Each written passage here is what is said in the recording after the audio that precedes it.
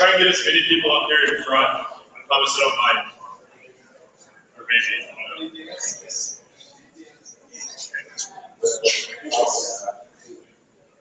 Yeah.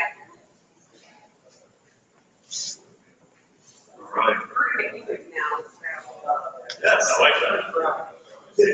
All right, well, good morning, everyone. Thank you all for coming out to 1 Million Cubs. My name is Jordan, and I'm one of the organizers. Let me get a quick survey real quick. How many people are new to 1 Million Cubs? Let's see a couple new faces. Fantastic. Welcome. How many folks have been to 1 Million Cubs at least 5 times? 10 times? Keep them high. How about 30 times? I like that number. 40 times? Anyone 40 times? I think, Mr. Chamberlain, you've been 40 times. I'm almost certain. Well, for those of you who haven't been, this is a weekly educational program where we have entrepreneurs come and tell their stories. And through that process, we get to hear what inspired them to do the work that they're doing currently. What are the problems they're solving? Who are the people that they're solving it for? And through that process, we actually get to empathize with what they're going through and learn, why they actually care about what they're doing versus just hearing about the business pitch. And it's really cool because the whole theme of this was inspired by the idea of getting together for coffee and being excited about ideas. Actually, the thesis is that if we can share 1 million more cups of coffee with each other, we can fundamentally change our entrepreneurial ecosystem here at Little Rock. And that's actually staying true here and the rest of the 1 Million Cups Nation, partly thanks to the Coffee Foundation based out of Kansas City. So that actually puts us in the ranks of over 70 other cities across the nation that are doing the same thing every morning and building their communities 1 cup of coffee at a time and really buying into the stories of the people creating value in their areas. I want to do a quick survey real quick though, because I just thought of something this morning. I'm actually transitioning to full-time entrepreneur. So I'm going from being a director at the Chamber of Commerce to starting my own company. And someone asked me or brought up, are you going to stay involved with 1 Million Cups? And I thought about it. I was like, absolutely. Because I know that when I come here each and every week, I build relationships with people that care about what I'm doing, care about me as a person. But I get connections as well. I got one this morning. So I want to see who here has made a business connection while they've been at 1 Million Cups. Awesome. Holy cow, that's more connections than I thought. All right, what connection did you make? And what's your name? April Pollard. It's been a little while, but I met a guy named Alan. Awesome.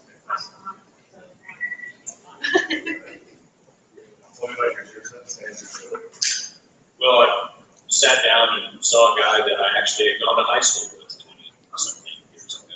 And we just started chatting. Turns out he had a new startup, and lo and behold, 2 weeks later, he runs into an issue, suddenly needs a lawyer. And that's how I remember my name. So it's a great example of how you reconnect. Awesome. Anybody started a new business or started a new thing because they came 1 Million Cups? Really? Did you? I did. I actually started and we're developing a speaker series that we're going to take to, and we're currently working with Classy Tech to help the students who go there who may possibly start their own business venture after coming out of the culinary hospitality school. So being able to work with people here and find awesome, confident talent here is a wonderful thing to put in front of students who are looking to do what we do. That's awesome. So that, I think, validates the reason why we're all here today. And so I'm really excited about the fact that now I get to take advantage of this as an entrepreneur. And so thank you all for coming week in, week out. Quick thanks to our sponsors, the Venture Center, for giving us some boots on the ground help, setting up each and every week, giving us some exposure, talking about us all the time, and helping us set up this great space, which is part of the Tech Park. So thanks to the Tech Park as well. Thank you to the Little Rock Regional Chamber of Commerce, my previous employer, for helping us have a little exposure and getting us started from day 1. Also, a quick shout out to Mike Steely with Smartable, one of our organizers, and Nicholas Norfolk with CDOT's Media, running the ones and twos on the social media. And that brings up a good point to engage with our social media presence. Use hashtag 1MCLR or at 1 Million Cups Little Rock, or 1 Million Cups LR, rather. And it's amazing how quickly you can connect with our community through that channel. Nicholas does a really great job of promoting people who are capturing inspiring things or giving their thoughts and feedback on Twitter. And so then that kind of exposes your brand to the rest of the community, 1 Million Cups family, and kind of gets you in front of a large number of people. And I mentioned the Kauffman Foundation earlier. Just can't say enough about how much we're thankful for them. But that's enough about how all this works. Now we're going to get to the why we're here. And that's to listen to the two entrepreneurs we have today with Chef Trade. And I actually learned about their idea because they came to 1 Million Cups and saw the community that we're building. I think that they really hadn't seen a whole lot of the community yet before they came here. And they're actually working on something that I related to from my experience working in the restaurant industry. And despite the fact that it probably will never have a working relationship type thing in my life, maybe, I don't know. This idea really is interesting and can impact our lives, even if you're not in the supply chain of what they're going to talk about. So it's a very interesting, unique idea. So I'm going to welcome you two gentlemen on to talk about Chef Trade's story. So let's do more. Welcome.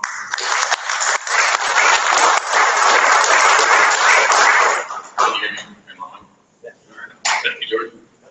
Thanks for a million people for organizing this chamber. Thank all you guys for coming out. We're going to tell you about our company, Chef Trade. I'm Chris. This is Charles. We're going to first tell you a little bit about ourselves.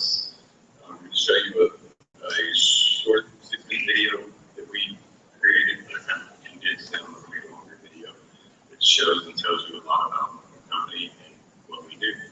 And then we're going to sum up with a brief little summary. So let me get started. Let's see. My name is Chris.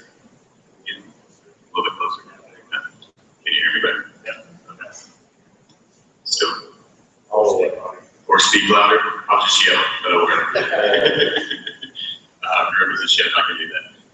So my name is Chris Singus. I grew up in North Little Rock, Arkansas. I'm hometown boy. I love the place.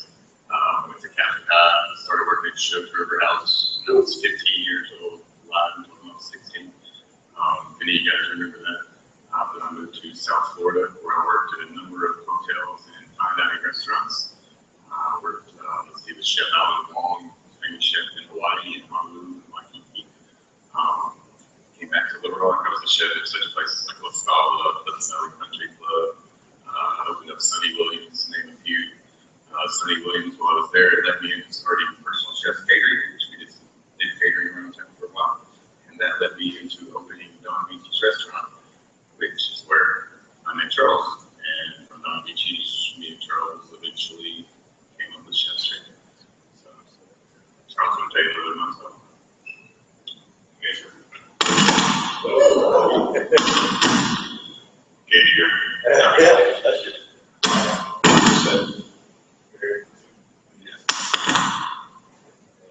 Sorry. So we got the JP mic. How's that? Yeah, right. Like Chris said, my name is Charles Dewan. I was also a chef for 20 plus years. We opened a restaurant called Don Beachy's up here on Capitol Street. From Don Beachy's, I went on to Bermuda, where I lived there for 7 years. I was a chef there on the island for 5 restaurants. In the on-season, I was a commercial fisherman in the off-season. From there, I moved to Mexico, which we will get into in great detail later. From there, I went to Washington, D.C., where I ended my culinary career as one of the chefs at the White House. After the last inauguration of the current administration, we decided to form Chef's Trade. It was 3 years ago now. And then that's how we got to where we are today. to show you guys. Hope y'all enjoy this. I think it'll be entertaining and educating about our company. Show you a lot about what we've been doing the last couple of years, and hopefully explain a lot about our company. Chef Street is an import-export company started by two chefs, Chris Burgess and Charles Long. After 20+ years of working in restaurants around the world, we decided we should better the world of seafood for everyone. Chef Street started with the idea that we could lower the cost of seafood in the island country of Bermuda while providing fresher product to that community. As we achieved that goal, we began to see and understand what impact our fair trade principles had on all communities involved, while making healthier foods more accessible. Our mission is to source the highest quality foods using new logistics and technology to get them to market faster, while connecting communities of chefs and fishermen all over the world, and supporting traceability and sustainability in seafood.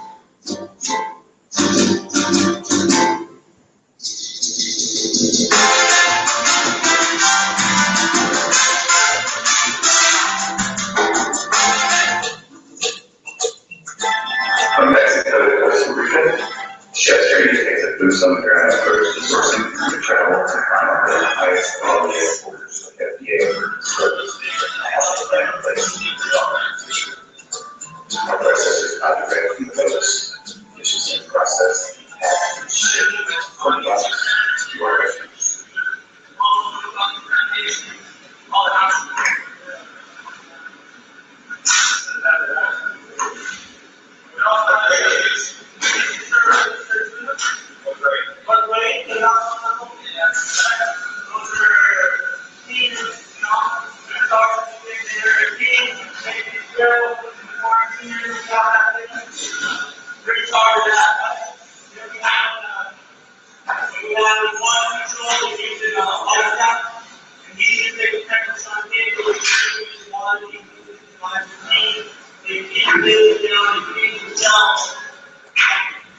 Thanks, Marky.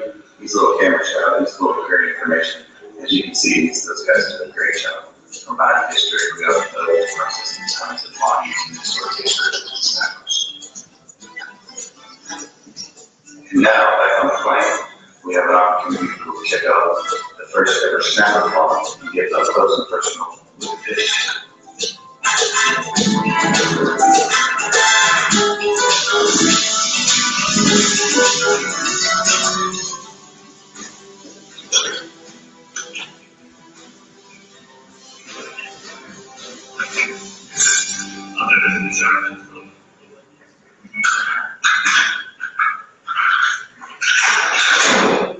This network is 10 miles off the coast of an undisclosed location. It's a great example of our science and technology for helping us manage our less wild food supply. It's a project we are happy to support. So I'm on Carolyn. That's fun and games. That was fun. Happy that they were on Guatemala. Not fun work. They were fishing in Guatemala.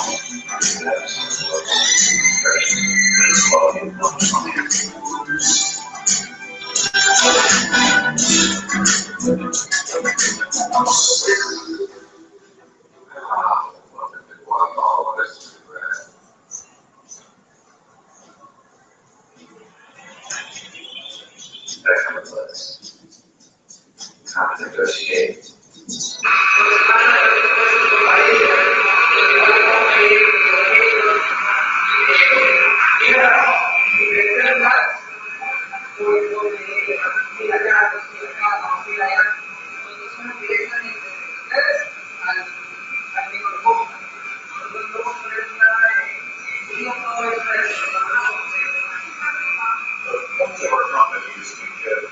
Companies like this a choice, not just something like that, partners, and to give my clients the ability not to buy that home.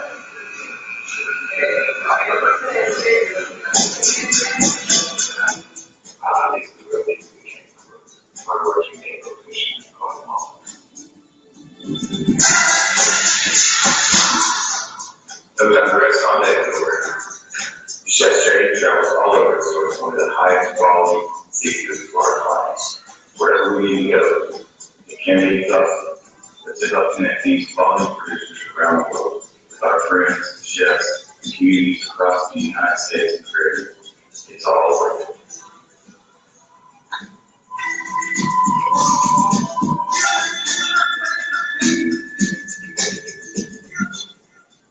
So, Latin America to the Pacific Northwest, we're off to Oregon and Washington State to source king salmon, among other things, for some clients of ours. Here we are, Columbia River, catching king salmon. Most of our local fishermen. Helping to support communities around the world by connecting hardworking fishermen, chefs, and the end users, markets, and grocery stores to carry out their food. With regular logistics and our trademark software, our international food support program offers a much special product to chefs and the end user, while also providing 100% traceable products with our new CP tag. All products are traceable with both captain's name, area code, species name, method of harvest, and a social media. Chef Cherry is supporting fishermen and their communities directly and giving chefs, supermarkets, and grocery stores the ability to offer fresher, healthier, and 100% traceable products. Chef Cherry's domestic and international traceable subject board season help us to support farmers and fishermen and their local community, and help us to get consistently fresher quality products that are 100% traceable to chefs and grocery stores across the United States and Caribbean. Help us to everyone. Ask for Chef's Cherry's traceable CP tag on all your shoes. To support free trade communities, traceability, and sustainability, ask for Chef's Cherry's products at your local restaurant or grocery store today.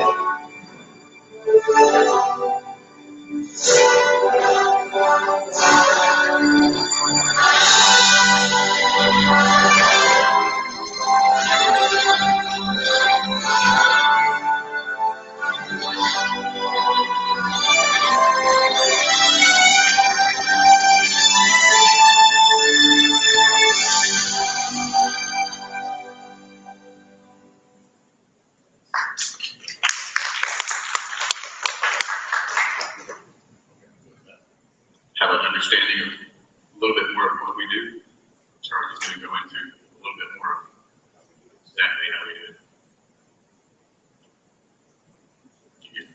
All right, how are we doing?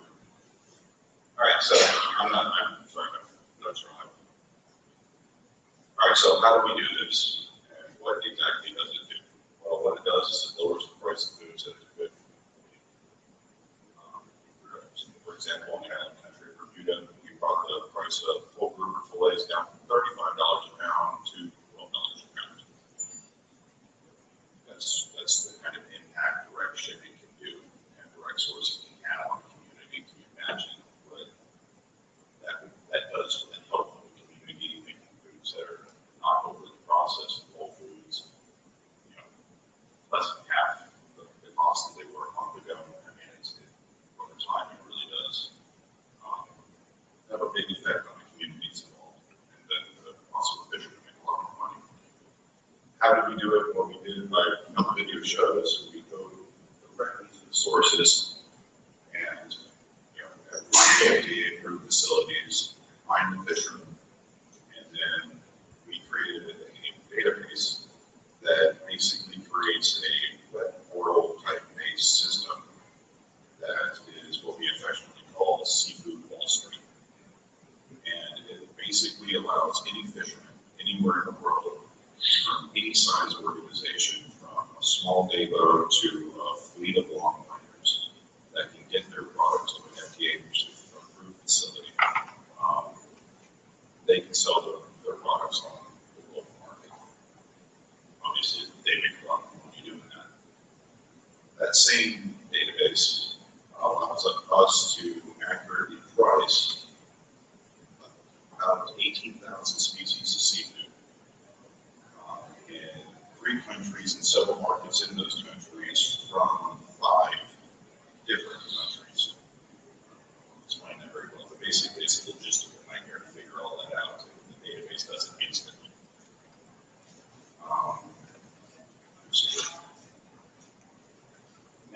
That same database allows us to then sell, ship, and track all that product in real time.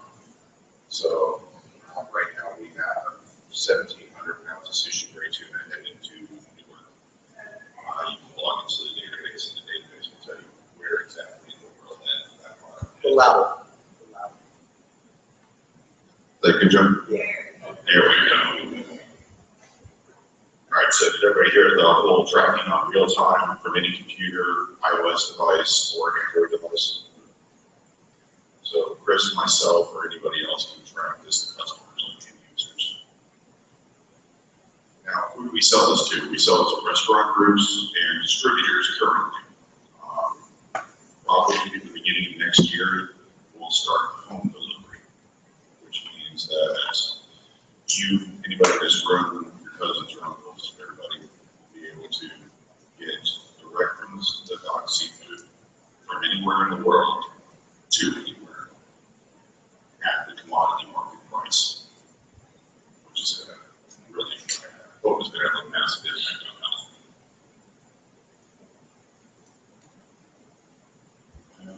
Then the last thing I'm going to go over is our new CT tag program. Transparency and sustainability are the hallmarks. Well, fair trade, sustainability, and transparency are the hallmarks of our company.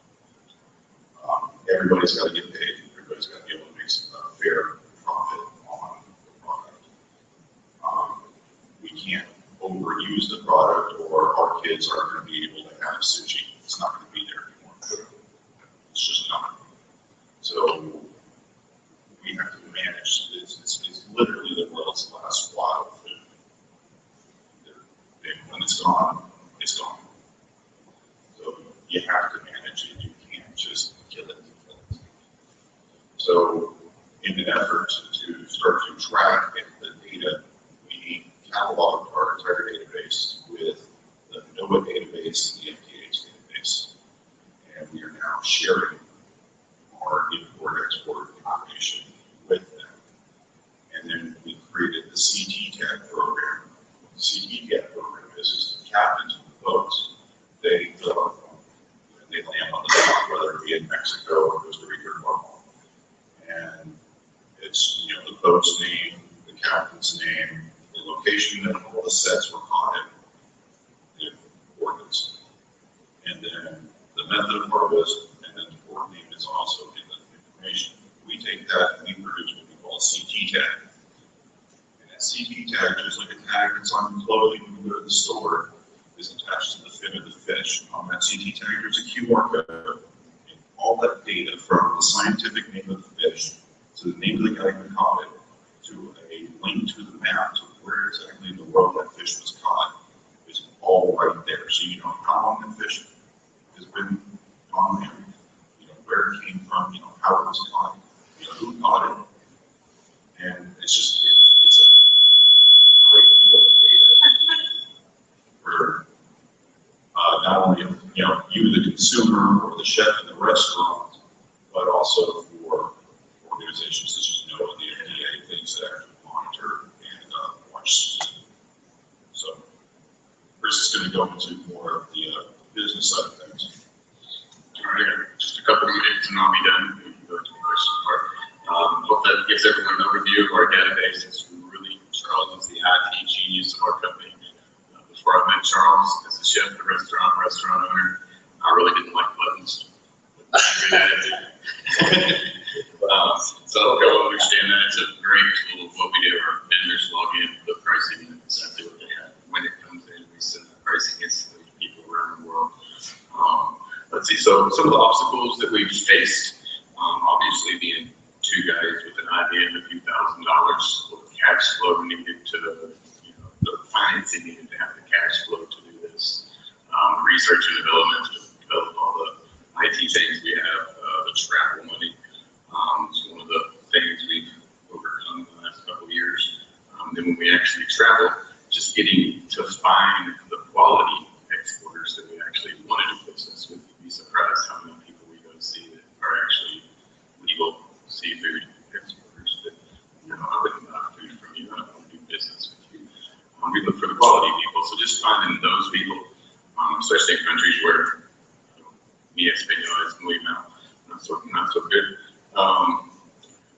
so when we found those people, then we found the quality exporters, and then talking them into believing in us and believing in our idea and just being willing to try it out and sell to us at first was one of the major obstacles. Now that we have more customers and backing and buying power, it's a lot easier to do that. At first, it was not so easy. And then, you know, when we were in Mexico, Charles really enjoyed paying bribes to the cartel and the federales just to be able to go that way or turn around. So it's always fun. And then, you know, developing our ideas and turning our ideas into actual real technology that can actually help people. Those are some of the obstacles we overcame. I'm sure there's going to be more that I didn't think about right now. Obstacles we're currently facing, we're growing slowly because, well, I'm not a millionaire and I don't have financing from really anybody except ourselves. We reinvest more or less all of our profits for the last couple of years. We just pay ourselves enough to live a moderate life, not really go out. We spend 100% of our time doing this pretty much. So one of the things is slow growth, which isn't a huge deal, but growing new sources obviously takes financing, developing our database, which I believe we're currently more or less up to. We're going to start developing our website now to be able to sell to the public directly. And then, you know, getting new customers, which is kind of why we're here today. It kind of works in a good time frame because we've just come from two guys with an idea to we actually have a brand that's known in the seafood industry as far as the wholesale distributors. And now we're moving into a point where we are looking to get our brand and our message out to chefs and consumers around the world, which will be our next step. And so some of the successes we've had, well, like I said, we started with an idea and a few $1,000 with a couple of chefs from Little Rock, Arkansas. And we planned it into places where people may or may not enjoy going. I have fun doing it, but most people think it might be a little crazy. So we've gone from that to actually developing a brand. This year we are expected and forecasted and on track to do between $1.4 and $1.5 million in sales. We're expected to more than double that next year because we've taken on some Cisco subsidiaries, and they have a lot of buying power behind them, and they're very interested in what we do and why we're doing it. We currently have distribution in in Whole Foods in Colorado, Washington, D.C. through our wholesale distributors there. We have distribution in the entire island of Bermuda. Let's see, like I said, one of our Cisco subsidiaries, Trinity, more or less distributes to the entire East Coast. So we have distribution along the entire East Coast, and then we've also picked up a Louisiana Foods, which they're trying really hard to be exclusive with us and distribute to Oklahoma, Louisiana, and Texas. We'll see how that works out for them. And then, you know, we've developed our database to a point where it really helps us and everyone that's involved in our supply chain. So that's some of the things. And then our CT tag as well. I just had a overwhelming response from the wholesale distributors, and we've talked about it. So I hope that kind of sums up everything and gives you guys a good overview of who we are and what we do. So I'll open it up for questions if it's not done. Who has the first question? Mr. Steele? Yeah. Come on down. Okay. Thank you, sir. So this is really cool, especially considering this is a landlocked state where you're trading seafood all over the world. But so the video looks, you know, chaotic at best in terms of the way this process happens. You know, the logistics of it seems like a really nightmare. Could you explain before you guys did this, how this process happened? I mean, you know, why what you're doing is changing the kind of the ecology of it and the impact, you know, that you're having in the communities. I mean, what happened before you guys came along? How did your fish get to where? I think I understand what you're trying to say. Let's see. So before we noticed that as chefs, you say you want to get food from where it comes from to the plate of the person that's eating it quickly as possible. So in our travels and talking to people, we start to understand that, all right, guys in, let's say, Mexico or Costa Rica or Oregon, wherever they are, the fishermen catch the fish. They then usually sell it in bulk, like 5,000, 10,000 a container.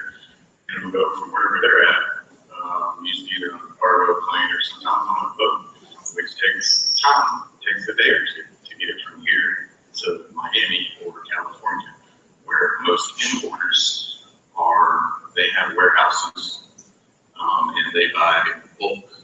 And when they buy their seafood, it comes into the warehouse. And kind of like a distributor of a restaurant does, they first in and first out. So if they do a really good job of ordering exactly what they need and they sell it all that day, you're going to get decent fresh seafood. That's not how it works.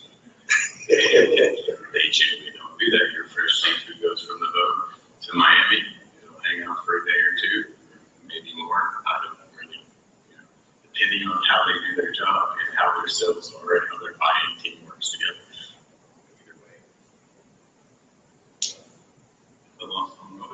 So either way, it would take more time to get it from here to Miami, it would hang out for a day or two, and then it would go to a distributor who does the same thing and then sells it to a restaurant. As a chef, me and Charles looked at that, that just seems insane with modern technology. We can send people to the moon. I can't get my food from here to here without going through 4 people. And so that's kind of the idea we got behind it. Charles was a chef in Bermuda, and the price of seafood there was astrologically crazy expensive. And we went to Mexico together, and we just noticed, why is this pineapple 5 cents in Bermuda? It's $10 at the grocery store. Somebody's making way too much money off of that pineapple. When there's 4 middlemen involved and they all add 20%, then the price of that pineapple is just crazy high. So by establishing relationships with fishermen, they sell to Miami, and importers who buy in bulk, usually those people are more concerned about themselves, and they will, they don't want to pay as much for the food. They'll lowball people. They'll come back with wine, my fish was bad or something, I need this credit. So they're not the nicest people in the world. They care about themselves. They don't really care about the world of the fishermen. They care about their bottom line, the company making money. Obviously, every company does, but we add less and try to make everybody happy so that we're not the only ones winning.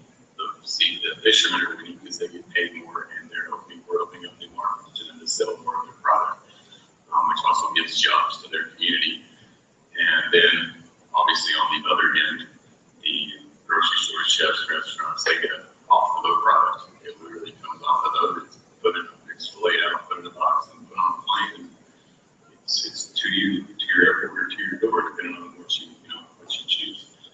So it cuts down on waste in food. You don't have as much food going bad because it's sat on the shelf for too long. It goes directly to the chef and he puts it on your plate, or it goes directly to the supermarket. So it creates a more quality product. And usually not all the time, but usually it lowers the cost of it as well. Can I answer your question? Can you just add one thing to that? That's not the logistics of our fish. That's the logistics of finding the fish, which is completely different.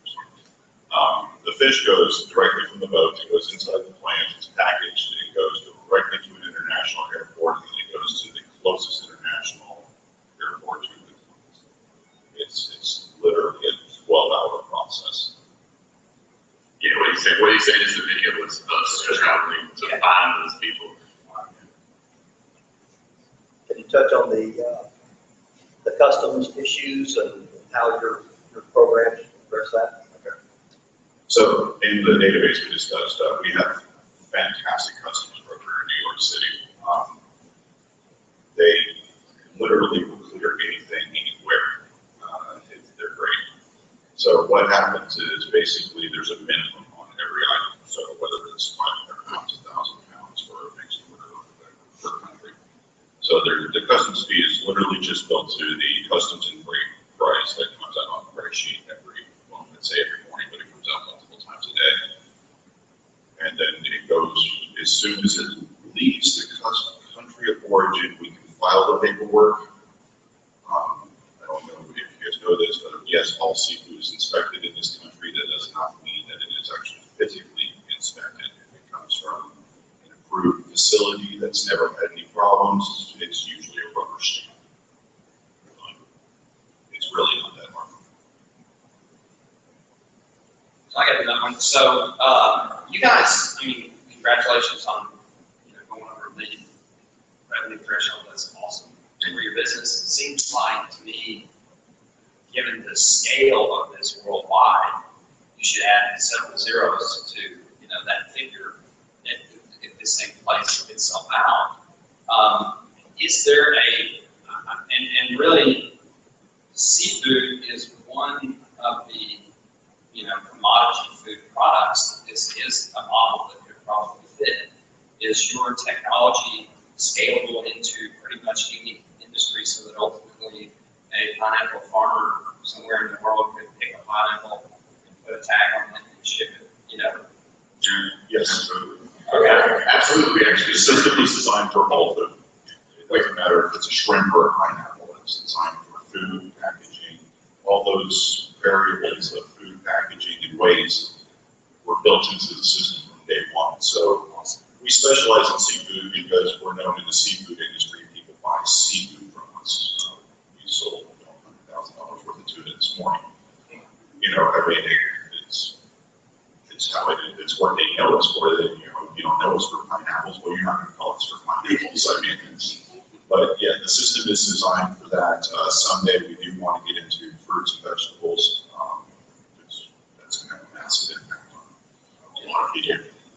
And but that's probably, I'd say, 2-3 years down the road.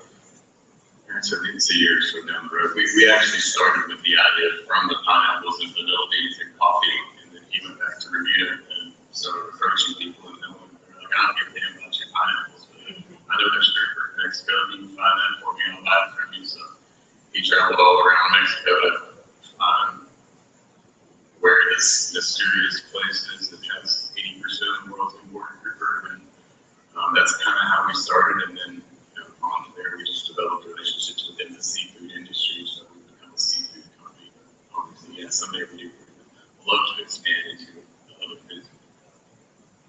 Good luck, your question, Jeff. If you could hit reboot and just do it over again, what sort of advice, how would you do it different? What sort of advice would you give to some of the entrepreneurs? Don't drive on the roads of Mexico right now.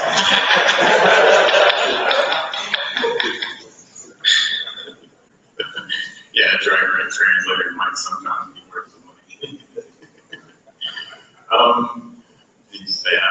I'm sure there was a few things that we would probably do different, looking back on it.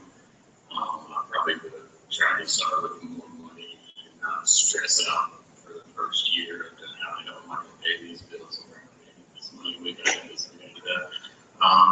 But really, I don't know if we would have done anything different, but it seems that, how do you say, it seems that everything in our lives have kind of led, we worked here, learned this, seen that, noticed that, it led to this, it led to that. Sometimes the universe just kind of leads you somewhere, and you just listen and follow.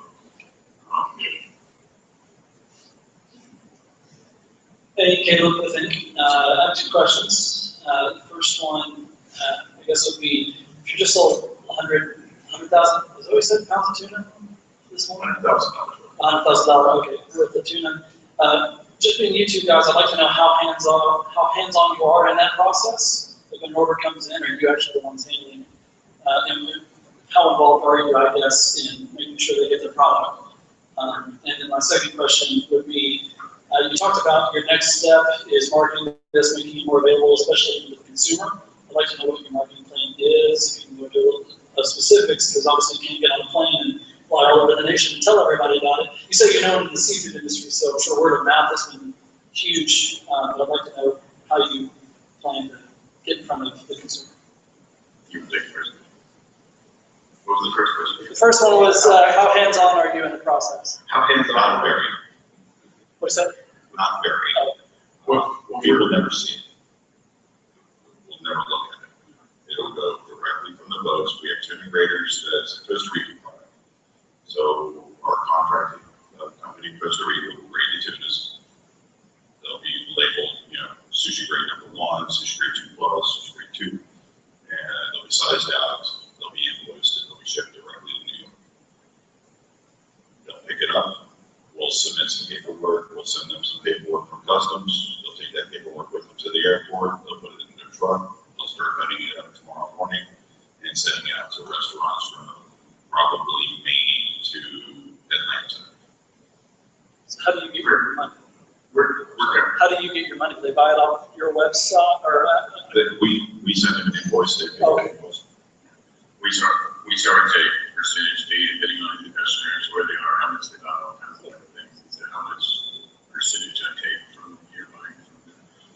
We pretty much, as our legal counsel Joe has advices, instead of buying from the vendors that I more or less buy from and selling to my customers that I more or less sell to, our online platform has created a portal for vendors to sell their products to buyers. And we are more or less a middleman who goes down and makes sure these people are quality. We have a checklist to make sure you can do this and have that, and everything's on the up and up, and you do a good job. And it's all legal. And so we make sure our vendors are quality vendors, and then our vendors, like you said, they just log on the website, update what they have, how much it costs, and hit a button, send it to us, and we send that price list out to everyone. When he says we're not that hands-on involved, sometimes we're a lot hands-on involved, even though we don't look at or touch the product. We call our customers, email our customers, exchange all kinds of information with these people and these people to kind of flow the communication. And then we're more or less a sales team. You know, these guys have this today. We know he knows his customers and what they're looking for and what they may or may not be interested in. So when grocery for Mexico or Guatemala has this for the day, he's already talked to his customers on a daily basis, 5 hours a day, and he knows what they're looking for. And is able to contact them and let them know, this is what I got here, what are you looking for, and kind of make it all work together. And then the logistics of it, sometimes it doesn't go smoothly, sometimes we have to spend hours on the phone calling airlines and talking to people who they don't really care if your food gets released, but I have to call Delta Airlines and talk to their employees and understand them how they need to do their job. Even though I'm a free company. This is what I need from you. So we're a little hands-on, but we're not actually we don't have to look at the except for when we first go to the source. And then we like to go down from time to time and inspect and make sure people are still doing what they were doing last year, whatever it was we inspected. And then what was the next one? How are you marketing this? Marketing this. So I'm not a marketing genius whatsoever. We've marketed to where we're at. We've got to where we're at by honestly not taking no for an answer.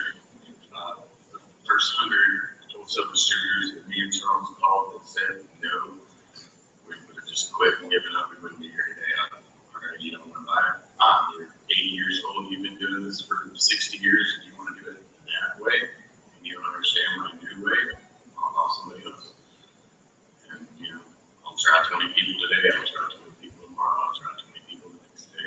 It doesn't work. The next week I'll do the same thing. And eventually we got to where there were people in the industry that have positions of power and buying power behind them that were really interested in our idea. Your chefs, you go to source season. You get too much pressure in your prices, better price than I've been paying for it. Let's try it. And they try it out and they see how much time we save them and how much better quality is they get to their customers. Some people, there's different business models for different people. I can't tell someone you need to do this, but I can call and talk them into give the reasons why they should do it. For the future for our business marketing, we say from going to wholesale to chefs and customers. Honestly, one of the things we do, we're putting our website is on our CG tag when people scan it. Our distributors get into grocery stores and chefs.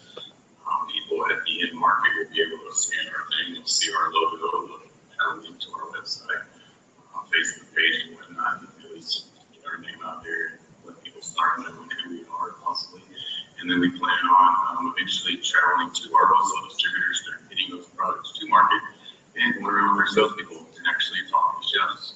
I'm sure there's been talking to them about what we do, being personal with people. It's really a lot of how we've grown our business from this to that. It's just one and talking to people and making a connection with someone instead of calling on the phone. You'd be surprised when you go to Mexico or Costa Rica, people are amazed that you came to see us. No one does that. And it kind of is a good way to start a relationship. So the same in marketing, we'll kind of do the same thing. Printing shirts and whatnot to take the people to just to kind of get our name out there and talking to the chefs and people at the grocery stores who sell tuna. That's kind of, I have a few other ideas on marketing. Thank you. Right, that's all the time we have for questions, but give it up for these guys.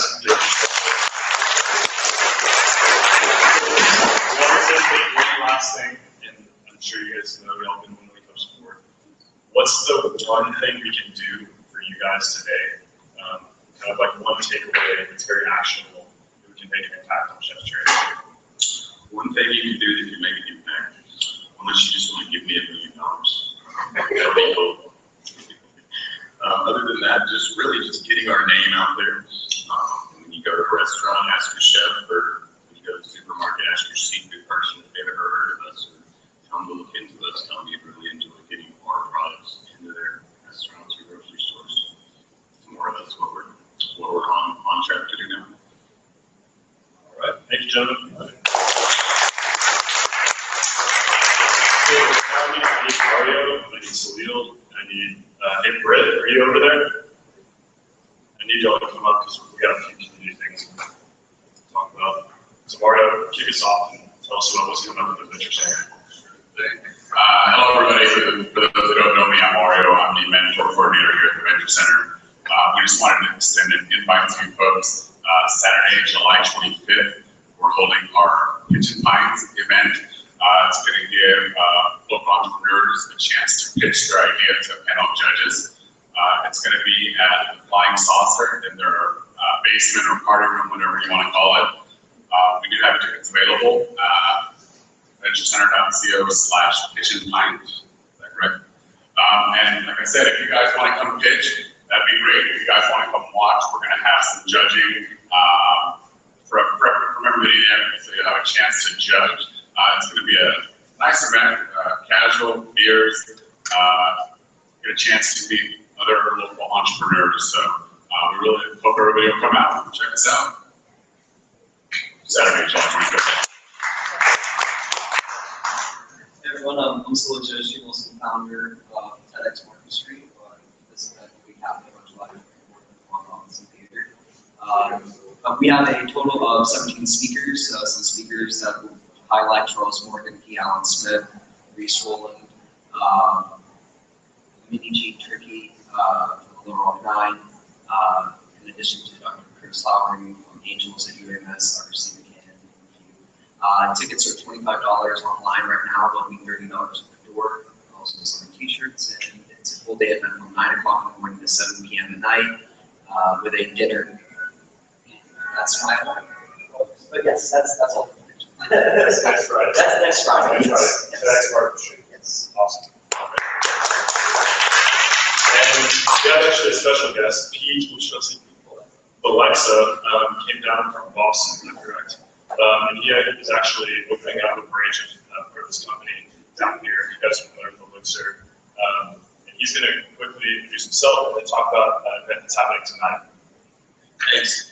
Hi, I'm Pete. I'm visiting and enjoying the Little Rock. Welcome. We have 3 engineers who work here at Venture Center. The Venture Center has been kind enough to let us host an event tonight. It's a discussion on DevOps. We're going to talk about what DevOps is. It's about delivering software really fast and what it can do for your business, both in terms of cost savings and also in terms of your ability to outreach your competitors and how to transform your business. So it'll be really interesting. We'll talk about some high-level aspects and we'll get into some of the details about some of the tooling behind it. We'll have some pieces of beer, and you're welcome to join us at 6 o'clock this evening. Thanks. Thank you all for coming out this week. We'll see you next week at One Day Cups and hope to see you around at some of the other events. Is there I forgot to say, anybody who wants to register for Pitch and Pines, come see me at the pitch, come see me or Jessica, and we'll waive your fees for the pitch competition. So come by and see us. Awesome. All right, y'all have a great Wednesday and enjoy co-working and coffee.